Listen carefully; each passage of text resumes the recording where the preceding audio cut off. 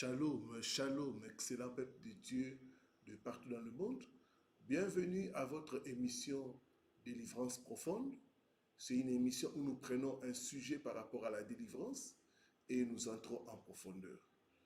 Alors, merci de liker, de commenter et de vous abonner si vous ne l'avez pas encore fait. Moi, c'est votre serviteur, le révérend Paul-Richard Pandi. Je suis en direct de Kinshasa. 7 signes pour identifier une personne sorcière autour de ta vie.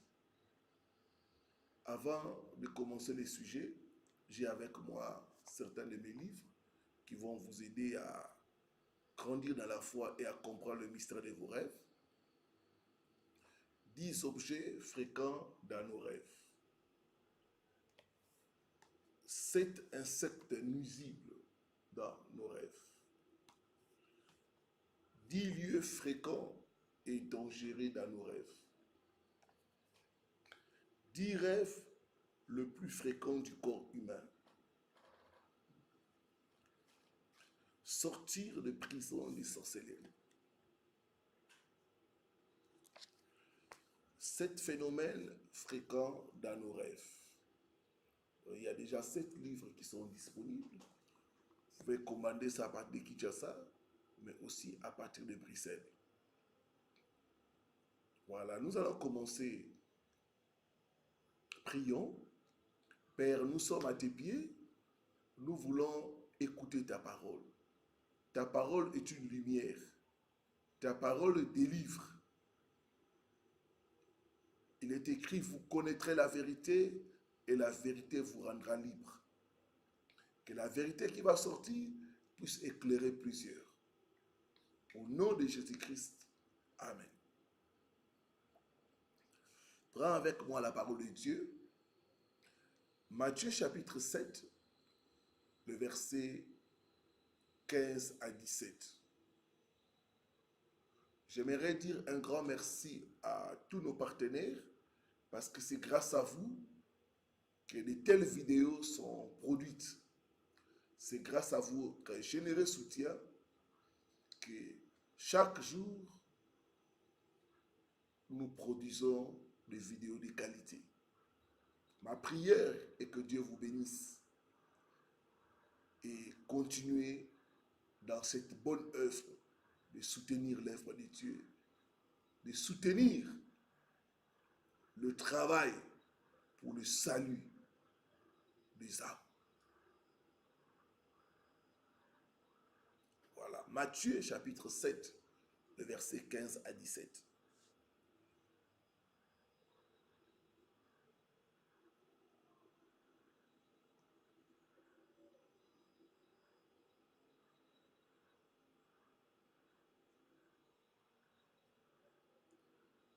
Il est écrit ceci.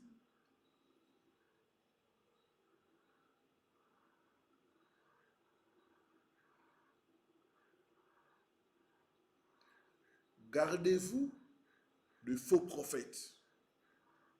Ils viennent à vous en vêtements de brebis, mais au-dedans, ce sont des loups ravisseurs. Vous les reconnaîtrez à leurs fruits.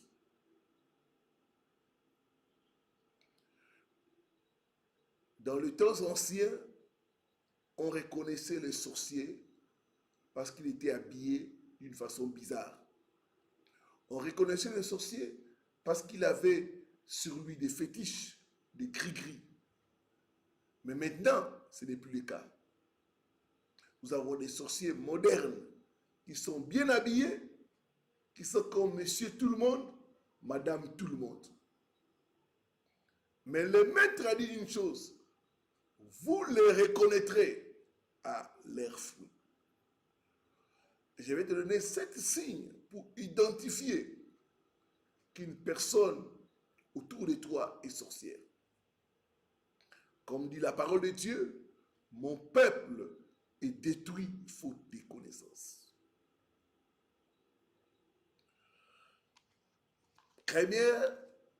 Premier signe, c'est que la personne autour de toi est sorcière,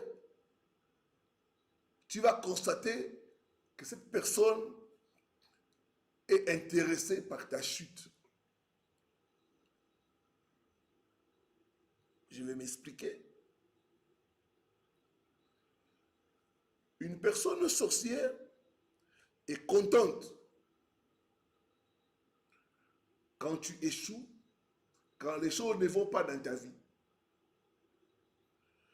La personne est contente de ton malheur et jamais de ton bonheur. Vous savez qu'il y a des gens autour de nous. Quand il y a de bonnes choses, ils ne nous appellent jamais pour nous féliciter. Mais quand il y a une mauvaise nouvelle, c'est la première personne à t'appeler. Qu'est-ce qui s'est passé? Comment c'est arrivé? Donc, tu te rends compte que la personne est intéressée par ton malheur que par ton bonheur. La personne peut être dans ton entourage, tu lui apprends que tu as reçu un concours, tu as décroché un nouveau job, jamais la personne ne va te féliciter. La personne fera semblant. Mais quand la personne apprend que tu as été licencié, toi et ton mari, ça ne va pas, là, la personne semble être intéressée. Elle veut connaître les détails. Qu'est-ce qui s'est passé? Bon, je savais déjà que les hommes aujourd'hui sont infidèles. Les femmes aujourd'hui sont infidèles. Une telle personne, c'est une personne sorcière. Tu dois faire attention. C'est des gens qui t'appellent seulement quand il y a une mauvaise nouvelle et jamais quand il y a une bonne nouvelle pour te féliciter.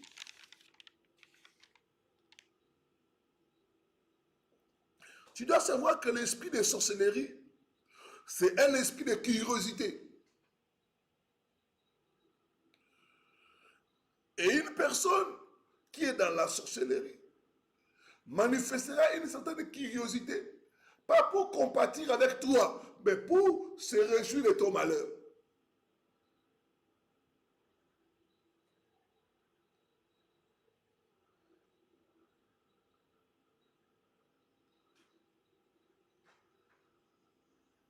Comme dit la parole de Dieu, mon peuple est détruit faute de connaissances. Bien-aimés, rappelez-vous d'Hérode. Hérode a demandé hommage. Allez voir l'enfant de Jésus. Rapportez-moi tous les détails. J'ai besoin des informations afin que moi aussi, j'aille l'adorer. Pensez-vous que Hérode allait adorer Jésus?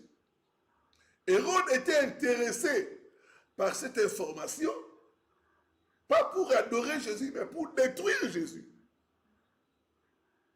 Il y a des gens qui veulent savoir tout ce qui est négatif dans ta vie parce qu'ils ont travaillé la nuit. Il y a des gens, quand tu leur dis tu es malade, la personne veut savoir qu'a dit le médecin, de quoi souffres-tu. La personne a toujours tendance à creuser dans ce qui est négatif. Une telle personne, vous devez faire très attention. Deuxième signe, une personne qui est dans la sorcellerie va chercher tout le temps à t'intimider. L'intimidation veut dire te faire peur. L'esprit de sorcellerie, c'est un esprit qui essaie de te maintenir dans la peur, dans l'intimidation.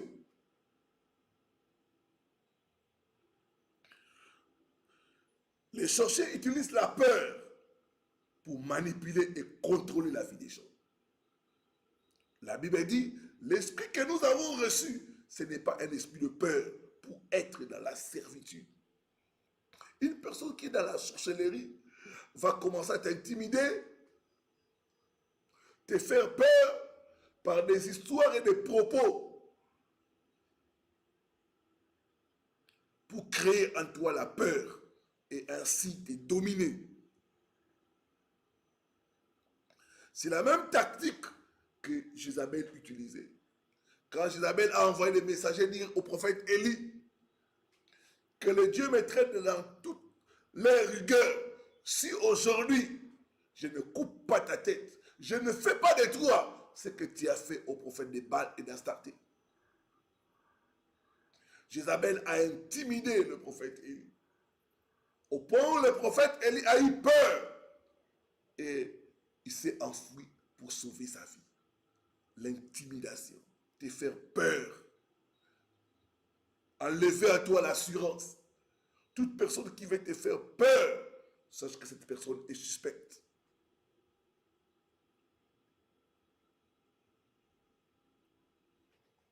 Troisième signe qui montre qu'une personne est dans la sorcellerie, c'est que cette personne est mystérieuse. La personne a certaines pratiques que vous n'arrivez pas à comprendre. Il peut, dans certains cas, ne pas saluer les gens. Dans certains cas, ne pas boire ou manger tel repas. Ne pas boire telle boisson. Déjà comme ça, peuvent avoir une grande maison et il y a des chambres où la personne interdit, même au membre de sa famille, d'entrer. Les gens qui sont dans la sorcellerie, quand vous allez les visiter, ils te disent ne touche pas tel article, n'ouvre pas tel livre. Donc tu sens que la personne est mystérieuse. Tu peux être avec une personne pendant 5 ans, 10 ans, mais tu n'arrives pas à comprendre, à connaître bien la personne. La personne détient un mystère. Une telle personne est sans doute dans la sorcellerie. Des fois, les sorcières et les sorciers ont des interdits, ont des habitudes mystérieuses, parce que c'est des pratiques qui leur sont imposées par leur maître, le diable. Quatrièmement, une haine contre les choses de Dieu. Tu sens que la personne déteste les choses de Dieu. Il déteste les serviteurs de Dieu. C'est des gens de personnes, quand ils te voient regarder un serviteur de Dieu, ils commencent à les critiquer, à les dénigrer. C'est des gens qui vont t'envoyer des vidéos de scandales des hommes de Dieu. Voilà, je vous disais quoi? Ils sont tous des aventuriers. Ils courent après votre argent. La Bible dit, nul ne peut déclarer que Jésus est anathème si c'est par l'Esprit de Dieu. Nul ne peut dire que Jésus est Seigneur si il est animé par l'Esprit de Dieu. Quand tu vois quelqu'un critiquer les choses de Dieu, quelqu'un détester les serviteurs de Dieu, sans doute l'esprit qui l'anime, c'est l'esprit de la sorcellerie. Parce que les hommes de Dieu sont en train de déranger le monde des ténèbres. L'Église dérange le diable. Une personne qui a la haine contre Dieu, la haine contre les choses de Dieu, la haine contre les serviteurs de Dieu, une personne qui passe son temps à dénigrer, à critiquer les hommes de Dieu, sache qu'une telle personne est dans la sorcellerie. Cinquième signe, une personne manipulatrice. Dans le monde de la sorcellerie, on entraîne les sorciers et les sorcières à la manipulation. Tu ne peux pas être sorcier et sorcière si tu ne sais pas manipuler les gens. Si tu ne sais pas manipuler les choses. La manipulation. C'est la manipulation qui fasse qu'une personne sorcière peut te détruire sans que tu t'en rendes compte. C'est la manipulation. Une personne sorcière peut entrer dans un endroit, faire des dégâts, et vous n'arrivez pas à la repérer. Comme dit la parole de Dieu, mon peuple est détruit faute de connaissances.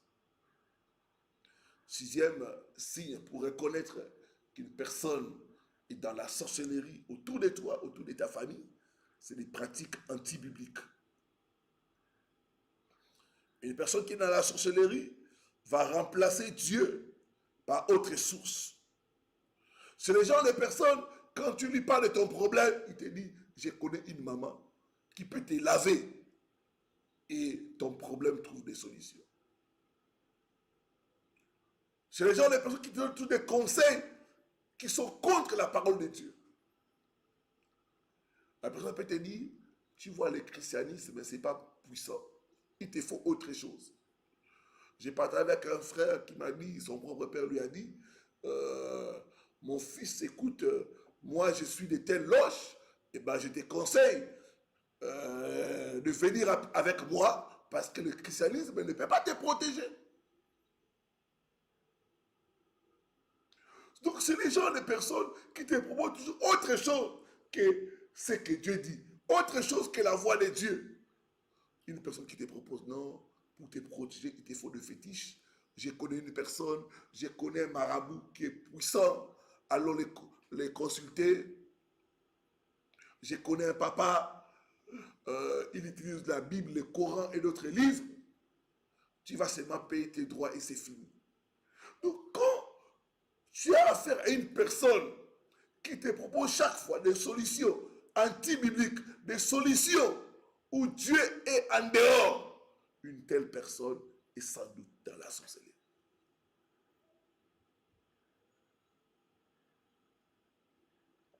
Septièmement, enfin, c'est une personne qui aime les choses obscures. La personne a le goût pour le sang, la violence et même la mort.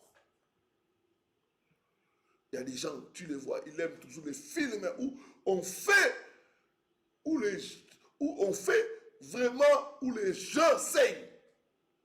Tu vois, la personne tape jusqu'à les saigner. La personne a le goût du sang, le goût de la violence, le goût de la mort. Tout ce qui est mort, c'est ce que la personne aime. La personne fréquente des cimetières, la personne, tout ce qui est deuil, c'est là où la personne, vraiment, tu le vois, il se donne à fond. Le goût pour les choses obscures, c'est parce que la personne a en elle la nature du diable. Le diable n'aime pas la lumière. Le diable aime ce qui est obscur. Le diable aime le ténèbre. Quand tu as affaire à une personne, une telle personne, sache que cette personne-là est dans la sorcellerie. Mon peuple est détruit faute de connaissances. Que Dieu t'éclaire et te révèle qui est qui dans ton entourage. Au nom de Jésus-Christ. Père Céleste, merci pour cette parole.